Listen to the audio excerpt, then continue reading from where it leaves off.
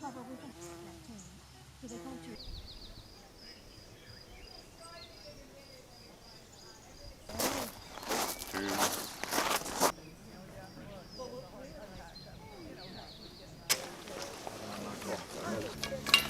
Would you like something without it? Yeah, that could be.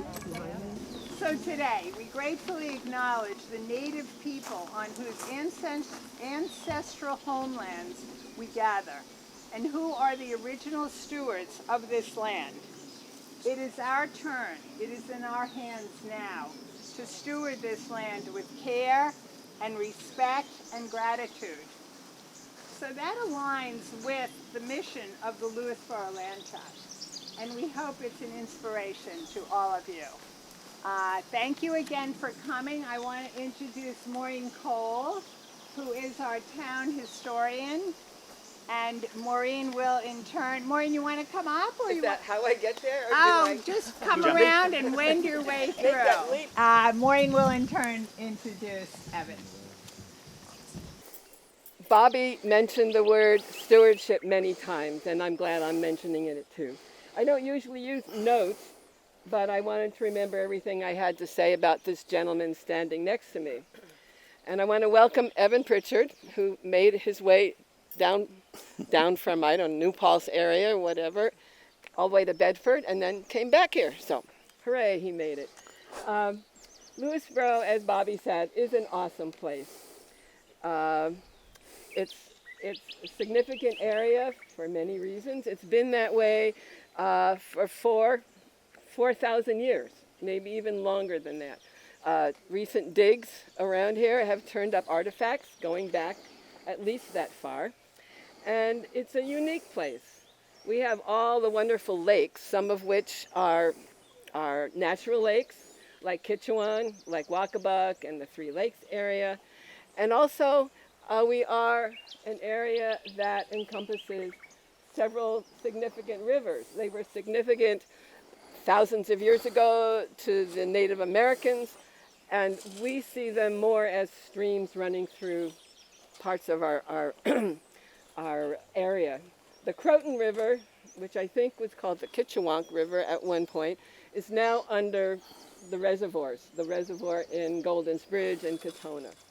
The Cross River originates in Lake Kitchewank and winds its way down to, you see it going, emptying into the reservoir in Cross River. And then we have the Mill River, which is an important part of the Stamford watershed.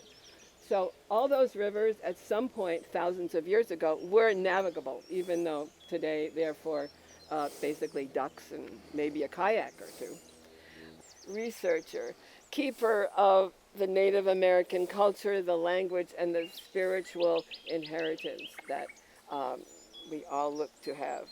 He's also a collector of elders' tales, and that those collection of tales have led to over 50 books. I have 2 of them. I have no name for time, which there's no way to explain. You can explain that. I can't explain that, except that it's an Algonquin principle.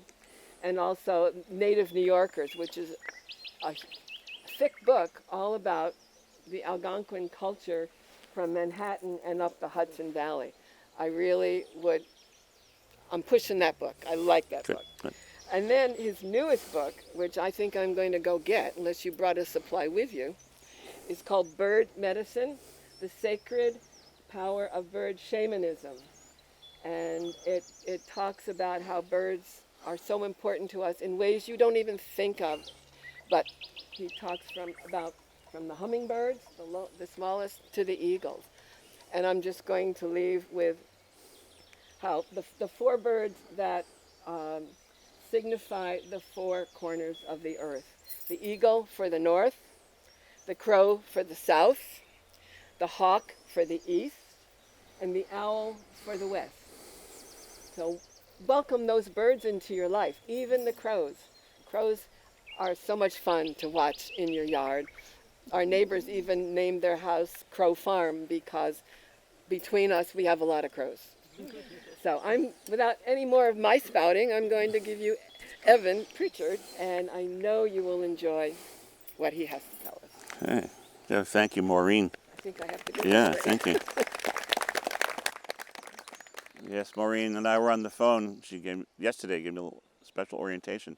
I always like to start out with a welcome song and a little very short flute, because that's what I always do. And it gives you a flavor of the culture. Even though it's not much, it's much more of the flavor than just talking about history. But I am here to talk about history. Oh, got wires.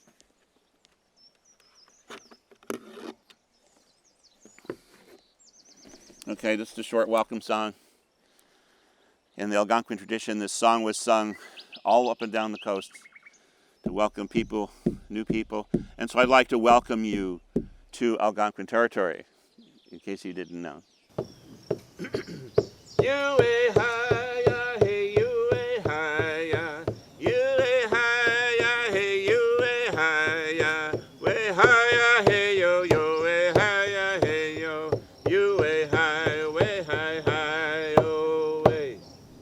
And that's a welcome song, so you are now welcome. Also welcome in the four directions, the spirits of the four directions. And I like to play, also as my custom, to give you a sense of the culture. There's various kinds of flutes, including cedar flutes and reed flutes. This is a reed flute. And when Henry Hudson, you remember him, he was the first gringo that we saw here. And then there were others. And as soon as he stepped on land, he was surrounded by these savages who whipped out their reed flutes and played for him, bathing him in sound. So this is what I'm going to try to do for just a moment.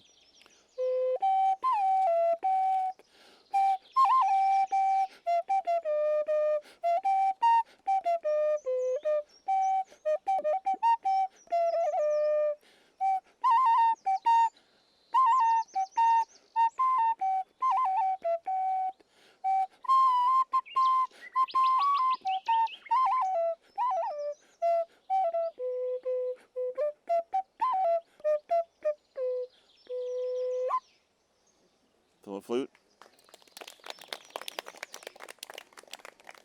No, it's generally always improvised when we play the flute, except if it's a traditional song, and then of course you play the notes.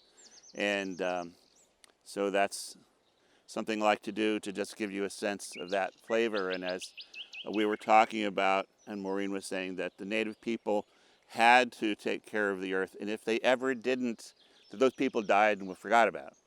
Okay, because you can't live on this earth off the land. It's very hard, and if you destroy it, you're not going to survive. So I believe there must have been Algonquin people here 4,000 years ago who maybe made mistakes and maybe did something to harm the environment, and we may not have heard about that because then we learned you can't do that. So it's like 4,000 years, and in here, like I say, and the Algonquins go way back to the Ice Age. And we learned you just can't take chances. So we're very cautious. And every time we dig a hole, we fill it back up. Anytime we have a plant, we make an agreement with the plant. As I was saying, I have taught at John Jay, seminars and whatnot.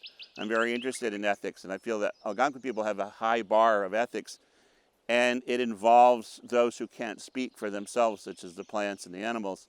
So we have a faith in Great Spirit that connects us to all those things. So when we have a plant that we want, we don't take the mother of the plant. We take some of the smaller plants, and like really young or really old. But you take those plants, and then you first of all put tobacco down, because tobacco is our means of exchange with the universe. And this whole long story comes from our teaching tales.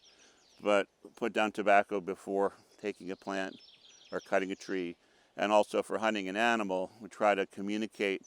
And if a deer, we lived a lot on deer. As a matter of fact, our Algonquin people weren't always called Algonquins. That's kind of a French ending. But we called about Kitchewank, which means the people who wear the deer skins. In other words, we have a relationship with the deer that's very intimate.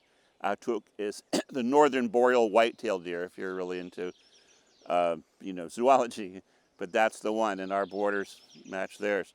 So one thing I did a little unusual is that I made books for you all, but I wasn't able to make however many, 50 people. But I would like a volunteer, someone who's noble and trustworthy.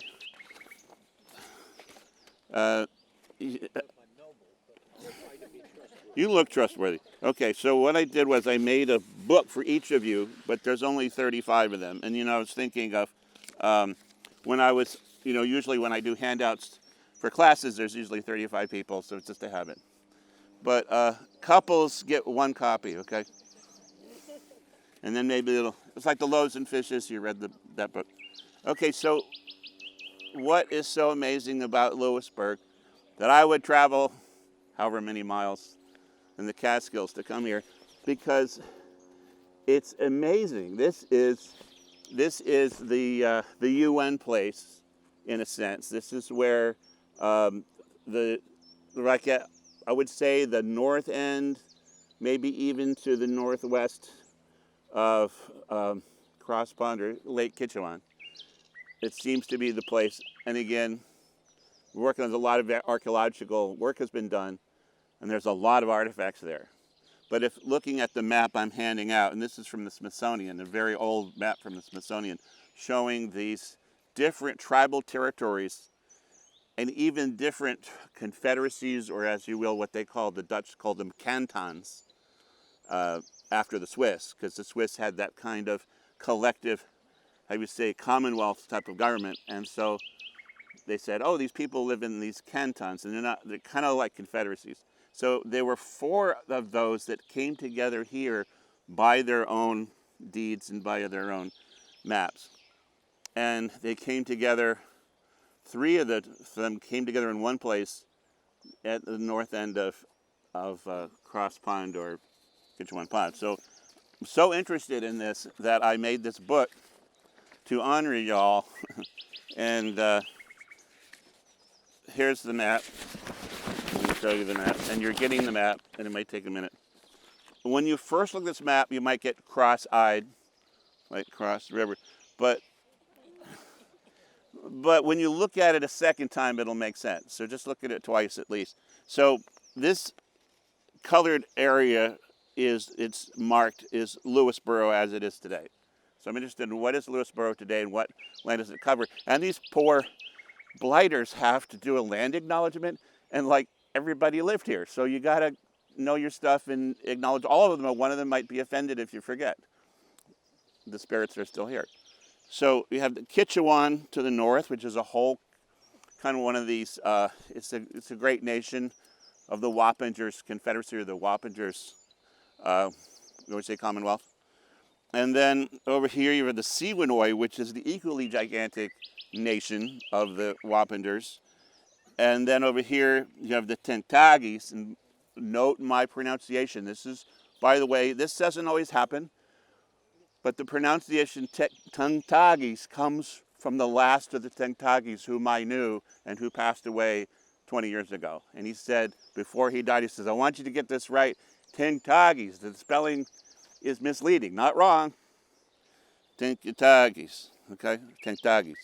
And that property, okay, thank you. I'm mean. What? I'm mean. Oh. So I made them last. Okay. All the way around. Oh, good for you. And we have, like I say, it looks like we have some more. Thank you, Peter. I understand your name is Peter. Yes. Okay, so as I continue, you have the, over here, you have this group called the Tankitakes, and not a well-known group. There's very little on them, but they were part of the Connecticut group, which is a whole other big group. And basically, the Saugatucks, which still are in existence. And they all have a different part of Lewisboro as their ancestral territory. So it depends exactly where you are. Like I could go over here, and I might be in Siwanoy territory, I mean the huge nation. And I go over here, and I might be in the Kitchewank. And I go over here, and I might be in the Tankitakes. Right. So you got to look at the map and figure out where you are. And you should probably just mention all of them in your prayers to the to give them thanks for taking care of this. You see, they took good care, right? For the most part. There's a few issues. So up here, when you have the slanted lines across this part of Lewisboro, and I'm sorry, folks back there, when the lines are going horizontal, that's the Kitchewank Nation, but it's also specifically the Harahamis subtribe. And again, that's one of those tribes we know very little about. I've tried to read everything there is, and this isn't much mentioned, but Harahamis are part of the Kitchewank, and they take that whole area up here. And then the polka dot area is this very significant Cantatoa area of Lewisboro, which is pretty much near here, right? We're in the old Salem, I guess. And they're affiliated with the Saugatucks of Connecticut. But then what happens is then there's a lot of battles going on. You understand? There was a lot of battles with the colonists and all over. And the Saugatucks formed as the UN to bring in refugees who were had been in battles and needed refuge. And so they came up to near Albany, and they quickly expanded southward to here. So just so you know that Cantatoa was probably Saugatuck, but then that territory, not right here, but just to the east in Connecticut, would have been more of Saugatuck. And then this vertical stripes down here very clearly is the Tankitakes. And so that's that whole area below Cross Pond. Cross Pond, sure, if you want to take, here, take the bunch. Cross Pond was a very, very important place. That was a landmark and a meeting place. And there are three major Indian trails that go through Bedford, but a lot of them help people get to this important spot. And so that's kind of a pivotal spot and for Cross Pond. And so some of the this territory of the Tankitakes, can I hear you say Tankitakes? Thank you. Now my friend Spirit will be at rest. It was very important. He was at Tankitakes. He's very proud of it. So that part south, anything south of that would be Tankitakes. Now there's this little spot here. See, Cross River, again, you can't see a bit. It winds around and it goes, it's a hump and it bends over here. And the Siwanoy territory goes up to Cross River, and Lewisboro cuts under the bend. So there's a couple of acres right within Lewisboro that would be Siwanoy. So if you lived in that area, that I would like you to honor the Siwanoy. And in fact, everyone in Lewisboro should, because the Siwanoy were all through here, and then over time they got a runoff, and the Kitchewank kind of slid in there and managed things. But we want to definitely honor them. Now, this is the basics. They're all part of the Wappingers Confederacy. So what I wanted to do was to go into a little more detail, because the details in this case are very interesting. And in terms of how they related to the land, it's really all of them are Algonquin people. And there happen to be 4 different nations that meet in what's now Lewisboro. And they actually meeting. And I've asked Maureen if there was a rock, if anybody knows like this, the large rock is often customary as a place to meet for one of these kinds of councils. And that there might have been a big rock at Cross Pond or Lake Kitchewank. We live in Lake Kitchewank, and In the we've lake. been told at the end of our driveway is it's a tall rock, and it forms like a puddle, and we were told that had some significance. And it kind of makes sense because it's a big wind block, but it faces directly into the lake. I'm coming over. You're most welcome. I would love to see that. So are you on Cross Pond Road? We're, Or- we're on the Lake Kitchewank side. Oh, So Cross Okay. Pond is the Pound Ridge name, yeah.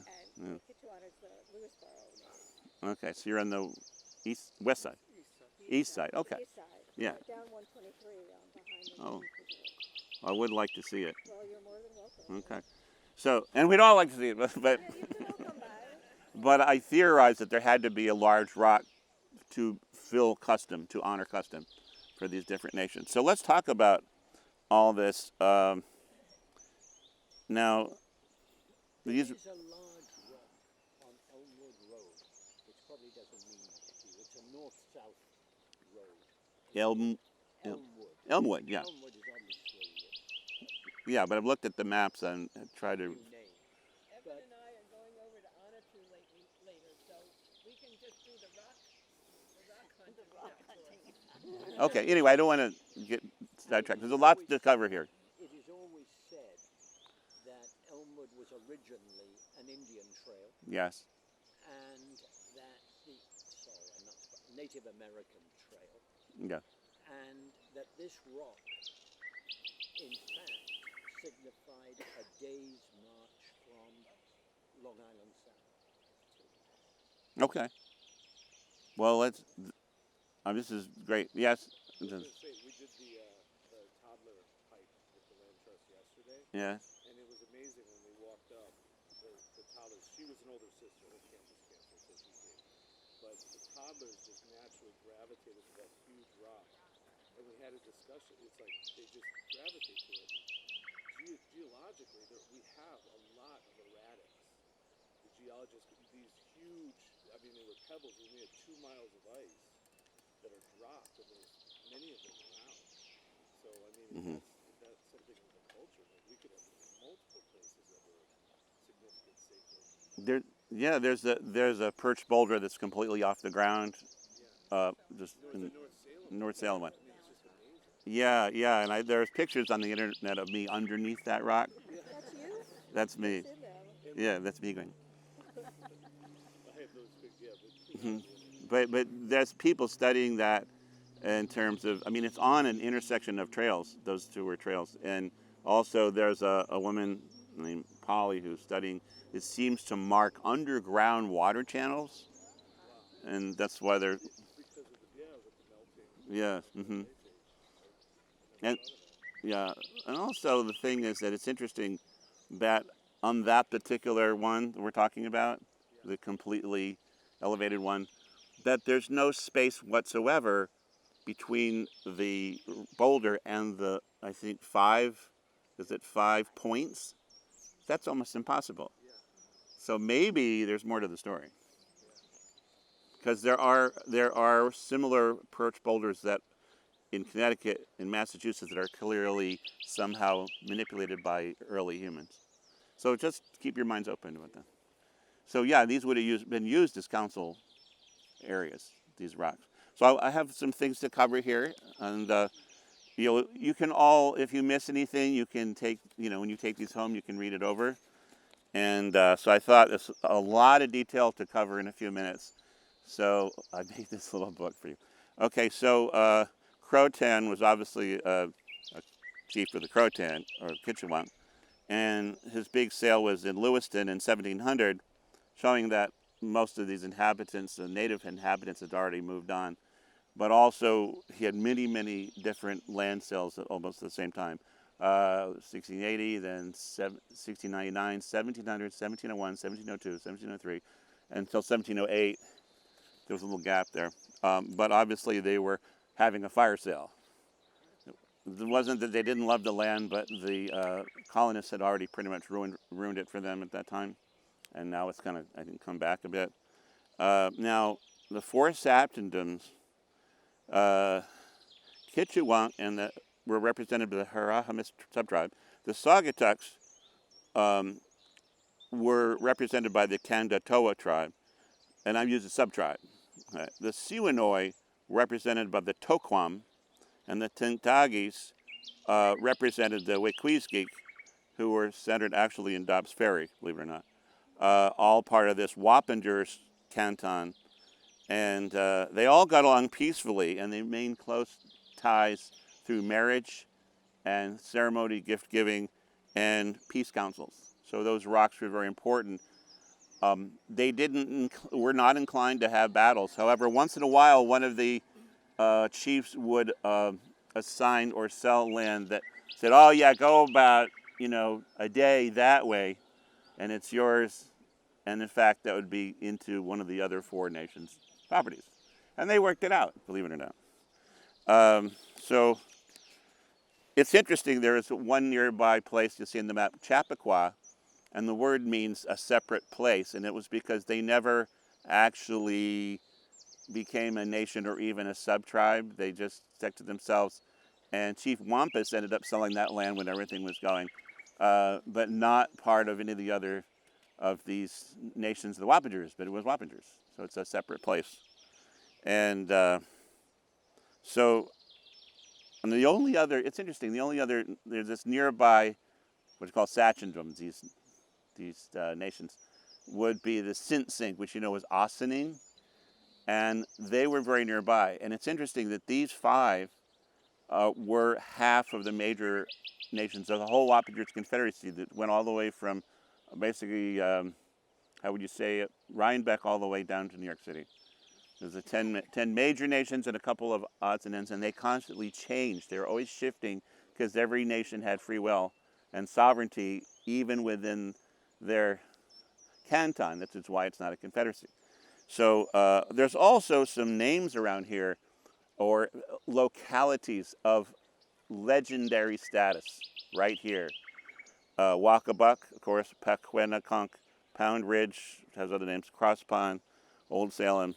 And so, before I go into that, I want to talk about some of the chiefs with some of these nations. So the Queeskiks centered in Dobbs Ferry, and they apparently had a link to the Tankitakes. And there was a fort on Palisade Street in Dobbs Ferry. If you've ever been to that Discovery Museum, and then you go right out to the water, there was a big fort there. And Henry Hudson saw it, so they say. And the Tankitakes, which means forest dwellers, is the most reliable translation. And they were in the Horse Neck in Connecticut. And they moved to Paterson, New York, and they moved into the swamp because it was one of the places that was left that nobody bothered them. And they lived there a very long time as natives, right into recent periods. And they went north along what you call 22, which was the Common Path, or the Tulpehoken Trail, which means the Great Turtle Island Trail. Goes from Montreal to Louisville, Kentucky, and it starts an island, ends an island. It's a very, very important, kind of the backbone of Algonquin territory here. And so they went up there, and then they went to that Aiken Crosswinners. They put their council fire there. So a lot of motion here. The Siwanoy were, here, and the Siwanoy land went from Hunts Point east to 5 Mile River at Contact, and Chief Shenaruk, who was actually a Poningo, by the way, in Rye, he sold Rye in 1660, and then Harrison, and then Hunts Point. He was succeeded by Patspunk, and he said, Bolton in the History of Westchester says that when all was said and done, they found refuge near here. And that when everything had pretty much crumbled for the local Algonquins, it was they would take refuge in Upper Bedford and North Salem, which is right over there. And so we don't know how long they hung out there, but they kind of hid there. So the Toquam territory actually overlaps the Tankitakes, which is unusual, but it shows you how friendly they all were. And Siwanoy is from a word for clams and oyster shells, or all scattered around. And it also means salt water. It means people of the South and wampum makers.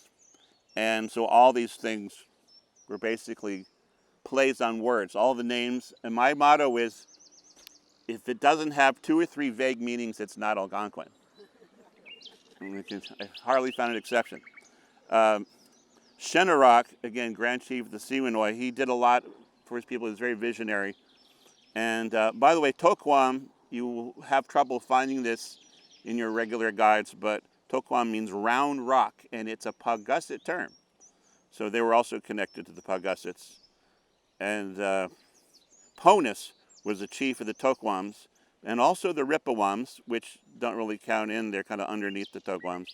His grandson, Penugag, became chief, and then it seems that Katona took over even for them. So Katona thought big. He really thought big, and he also sold a lot of land and apparently a reasonable man. And so I was saying they moved to Aikens.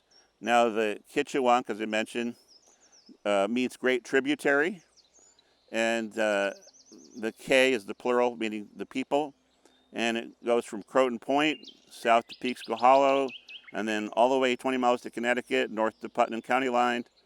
And there was a Matsuwakis who was a grand sachem in 1641. And 1700 there was a Sakama Wicker, which means the sachem's wigwam. It is what it sounds like. And then he was replaced by Chief Croatan. Now his name is really complicated because Croton was a town on the eastern shore of Italy. If you remember your old history, that's where Pythagoras went to study all the geometry that he learned, and long ago. And so Croton, the Dutch always knew all this stuff. So they always try to use Greek and Latin to show they're educated, which they were. And so they called it Croton, but it was Knoten or Kloten, and these are all interesting words. Knoten means wind in his hair, which was from Großknoten or big knot. Some of you with Eastern European descent, you would know Großknoten means your hair gets all tangled up. But that was a play on his name, Knoten. He contends. Kloten means he contends. So he's got a million names, and we don't know what his original name really was, but we've got 5 or so derivatives. Now, one thing that's important to me, in 1680 there was a major ice breaking where he sold the hop grounds in Bedford. Does anybody know the hop grounds? Maureen, you do. Do you want to say a word? Right. And that meaning what they grew hops? That's a pretty simple answer. So, yeah, locally brewed. So anyway, he sold that, and that was kind of a opening. Now, the Saugatucks I mentioned is through Connecticut and the Saugatuck River, and this territory, the Kendatoy, actually goes right up to the Saugatuck River. So it pretty much would have been part of that. And then the Scatacook, like I said, were kind of a UN of tribes. So Scatacook means a place where the river divides or branches. And Pepengek means diverted aside or a false start. And so there was a village there, which is a little bit to the west. There was the creek or stream, also called Pepengek, and there was the pond or lake. All of them extremely important, all called Pepengek, means diverted aside, and or a false start. So the water there seems to go in those days different directions through the day or the week. So, and again, I like to think that all these territories actually meet at that rock. Okay, so it was the actual border. Whether the rock was there originally or not, we'll never know, but they might have moved it with like a million guys, and ladies. Our ladies are very built, so they can lift the men. Anyway, so the rock is there, and it's probably, whichever rock, is probably where those 3 territories come together, but then of course you have, the Siwanoy also seem to feel they owned it too, and that's based on reading the records. Now, some of these place names are fascinating to me. They're not easy, so you guys, you're lucky to have this beautiful land, but now you have to learn all these terribly difficult words. Waccabuc means water place, and B is water, and E is land, and resulting in Piok, or Peak means many waters in Algonquin.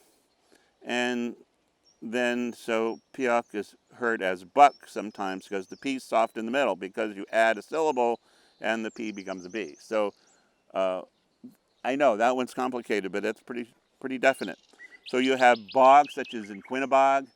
What it is, it's a watery land, which means it's a what? A bog. Yes, it's so simple, right? You've made it so simple. So, so the Waka, though, a little unusual, but it seems to could only be a variant on Wachuk, which is a standard word in Lenape. Lenape is an umbrella term for a lot of languages. Means mountains. Wachuk. Okay. So there's also a Wabika Lake, which sounds similar, and there's a place named Umpewag, which means free. and Wag as a fishing place. Now I'm going to go back to the Kitchewank, which was the first local place name that caught my eye because it's really a mouthful. So Pequot often means clear. Matter of fact, most of the time in a land description, Pequot is clear, but in here I don't think that works. I'll tell you. There's a word Quanacontoc, which means a tall tree, so the Quanacon part means tall. There's a word Poquineu, which is very standard. Poquineu means it is very high up.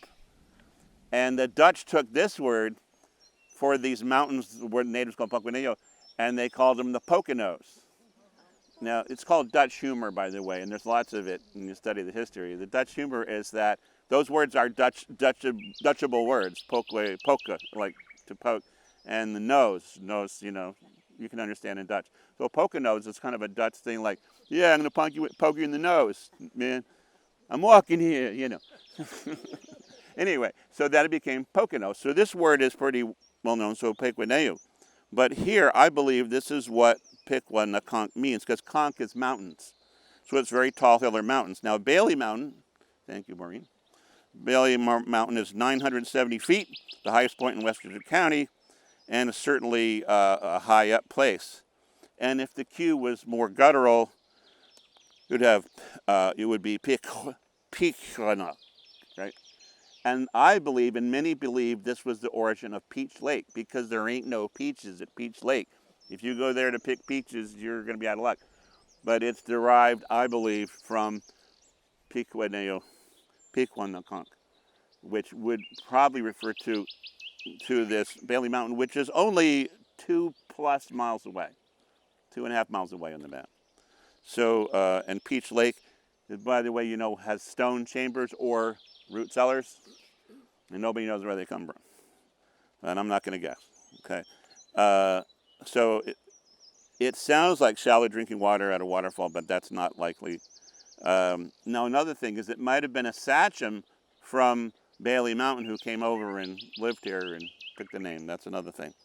Now, Pipengek, again, is cross river and false start. And I mentioned that. Now, on August 8th, this I thought was interesting. On August 8th, 1699, in case you want to know, the now old Stephanus Van Cortlandt, and by the way, he was the first, had the good fortune of being the first and maybe last Dutch-speaking mayor of New York under the British rule. And so it must have been like really uncomfortable, but he did a great job because he was, in the transition. He purchased a large plot of this Cortland called Cortland.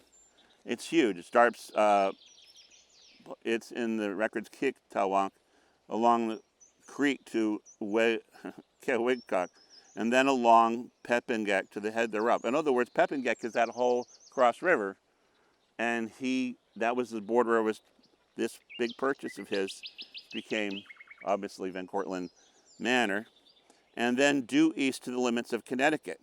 That means, again, Cross Pond or Lake Kitchewank was this marker for these huge, vast deeds of property. So it stopped there and then went to Connecticut, then turned north. And so that's the same. And it went to Tankitakes and then to the Hudson. And then it was signed by Sakamo Wicker, again, Sachem of the Kitchewank. 83,000 acres. And known for its fat venison. Now, there's a thing about, that's what they said right in the deed. Oh, this is known for fat venison. It's a wonderful land. It's so much land, Stephanus, that you'll love it. Well, the thing is, Van Cortlandt means short of land, and people have speculated that it kind of means he didn't have any property. And so he was very happy to have 83,000 acres, I think. But that goes back in that family all the way back to Europe. Now, let me talk about Agawam, aligned with the Warnock. This is unusual. This is just the Warnock of Orange County, where around Newburgh, became Agawam of our history, and then migrated to the other side, meaning to the east side. And they went through the Notch in Connecticut, if you know that little boo-boo in the northern border of Connecticut, and into south central Mass. And their language is still identified as Munsee, all the way over there. And so the Agawams are part of that whole Newburgh thing, and they came through here and stayed at various plots around here. And Armonk is the original name of the Byron River. Mayanis River, named after Chief Mayanis, the original name was Ketchkawis, seems to mean good hunting. Norwalk is from Nawaki, similar to Nyack, New York, in meaning appointed land. And Pakwioki is now Danbury, clear land. And Pituquipens is a round pond. And Tankitakes is a village near Ridgefield, still called that. And from Tatog, this is a hard one for me, Tetogkitawash, meaning shaking grass, which means it's marshlands. And Weebituk, by the way, is very clear to me. In Wappingers and Northern language, it means waterfall at the narrows, because the Weepu is straight or narrow, and then the waterfall is Patuk.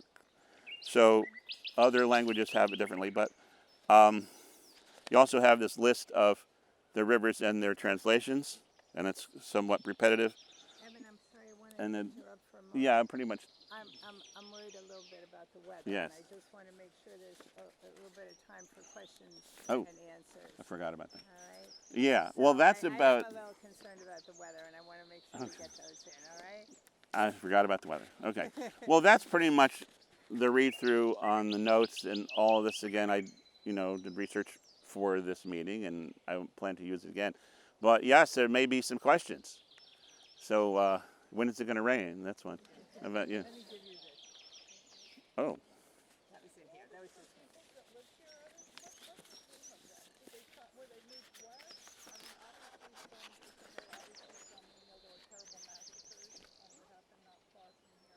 yeah.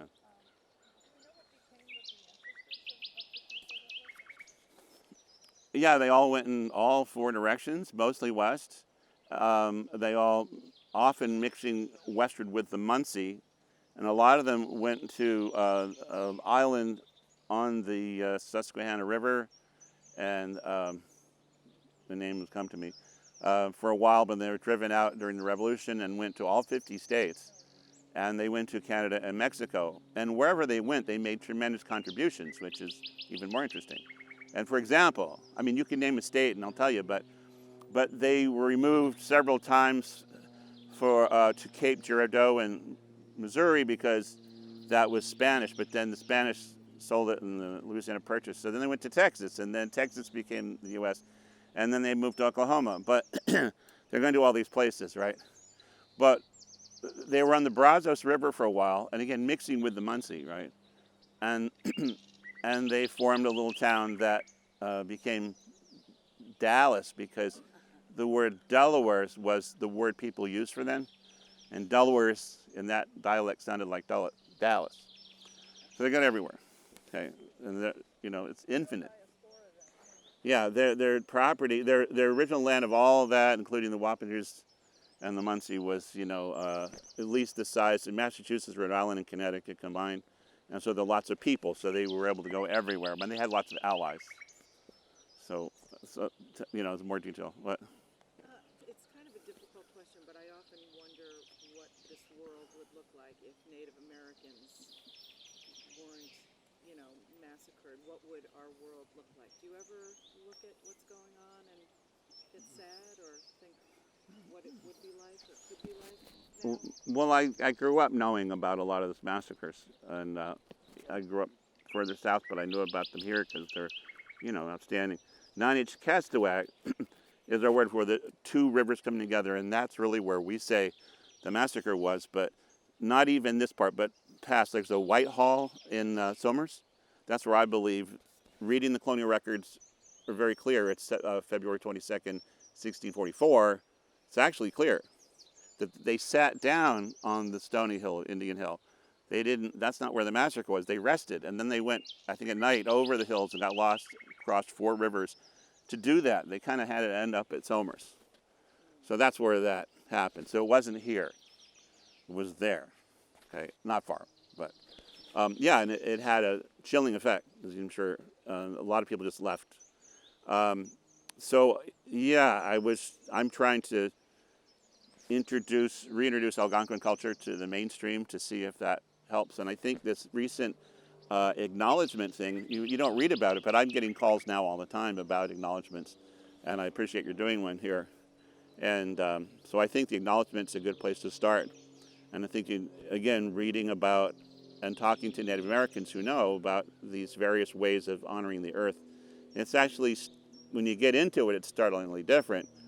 But there's not like one thing, except that in our spirituality, Mother Earth is kind of a deity of sorts, and that it's not just a sacred idea, it's an entity that ensouls the earth. Mother Earth is not just a word, it's an entity, it's a thing. It's not a human, but it's like that. And so people can communicate with her and with local elementals. The Lenape and the Wappingers had Pukwajij and all these, those are the little people who guard the earth. They also had land keepers who were the ancestors who lived a long time, and those who were very masterful and virtuous. And when they died, before they died, they did a special ceremony that they would continue to guard over the earth. We call them land keepers. They lots of different names, but people can contact them if they're intuitive, because some of this has to become a little metaphysical, because like the trees can't talk English, or they speak Wappingers, by the way, but you learn the languages and then you can talk to them and it's easier. But also that telepathic part is actually not just crazy stuff. It's essential in order to talk to the waters and talk to the trees and talk to the plants and the animals. So that's what a big change would be. People need to communicate with these other fellow creatures. That's what I would see. And I've been working on it my whole life. Thanks so much for coming to educate us and everything. And while understanding the history is very important, I feel like I have to ask if there were any sort of local efforts for repatriation of land or resources. Is there something you'd advocate for in particular? I'm not sure in what sense, repatriate. Well, I mean, They're all. I don't know. I can't imagine what the Town Director would do, maybe, but what sort of land re-ownership or I don't know, reallocation of resources. I mean, I don't know if that's something you'd consider advocating for other local natives have done. But Well, in this area, they're pretty much extirpated very thoroughly. But there are those, I know Algonquins who are living right around, here, not that far from here, and their lifestyle has changed a little bit. But there's not numbers. Okay, it's not like large numbers, so they can't manage. My opinion is they wouldn't be able to manage a large plot of land. Well, the Ramapo have more people in a tribal situation, tribal setting, and there has been beginnings of repatriation because, they have more of the manpower. But without that, I don't know if that's what you mean. Yeah. So that, by the way, Papiscani Island was given back to the Mohicans just last month, and they're sending people out to look at it, to work on it, and it's going to take a while, but it's already done. They gave it back. The New York State gave it back, and it's all parkland like this. And so the Papiscani is just south of Albany on the Hudson River on that side. So that's a break in the ice, but they have people that have to send them back, from Wisconsin. So it's a long process, but it's, let's not give up on it. Back here too. Who's the... Okay. Okay.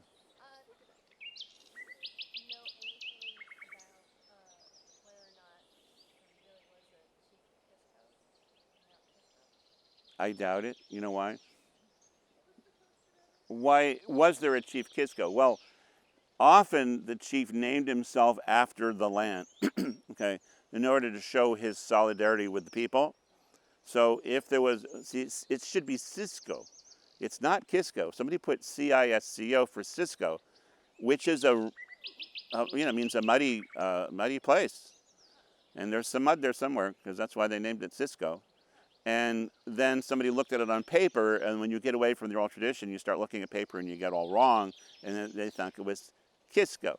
So then apparently a chief might have then named himself Kisco, but it's unlikely though. Yeah, because the statue that they used to have of him is gone, and I was checking around different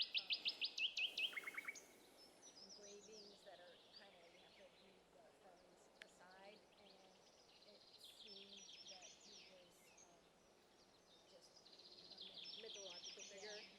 Right. So it's unlikely that he would have gone to real Algonquins who really speak the language and say, "My name is Kisco," and they would have said, "What the hell does that mean?" You know, because it doesn't mean anything.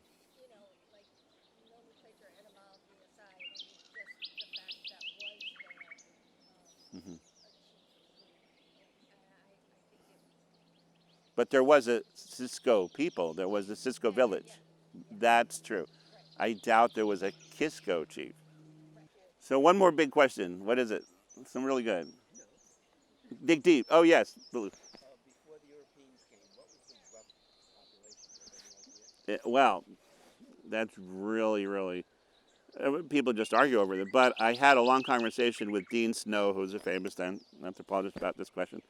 And near the water, you can have more population, but in the country, it's like an acre.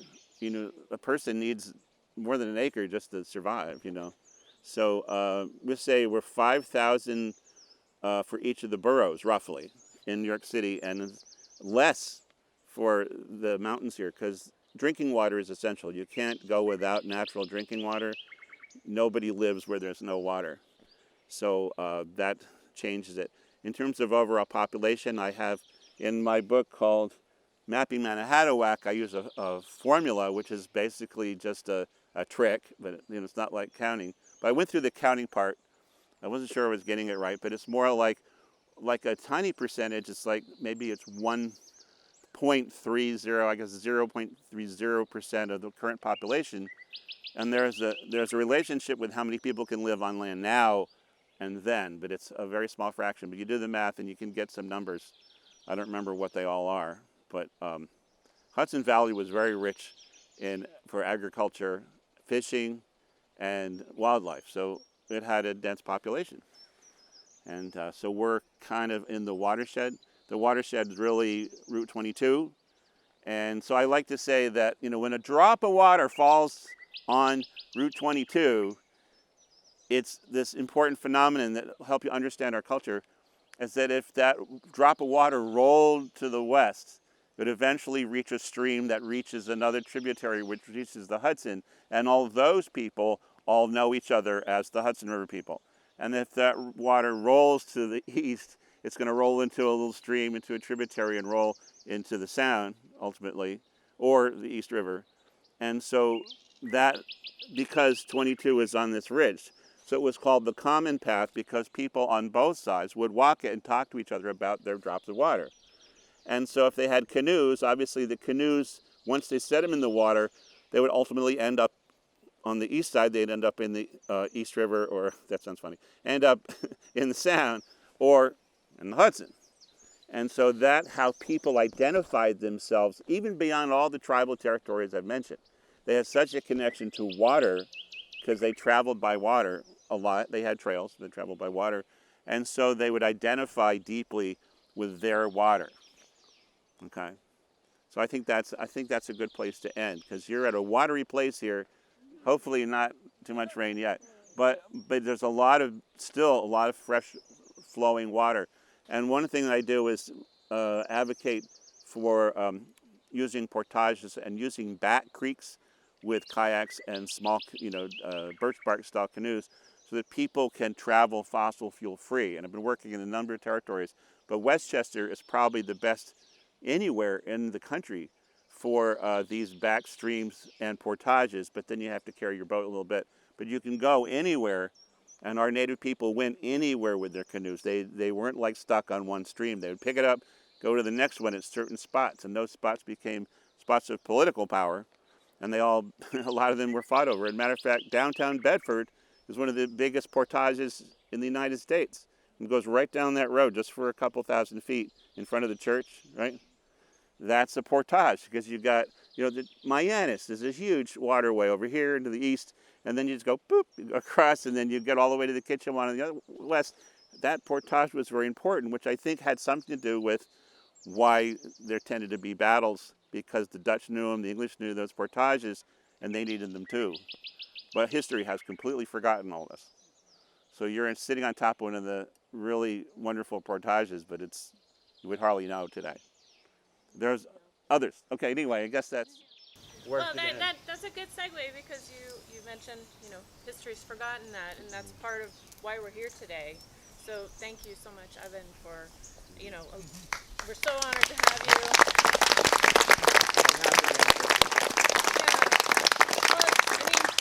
To that end, that's why we're honored that you came to speak with us today and teach us about the rich and complex history of the Native peoples of this land that we now call Lewisboro.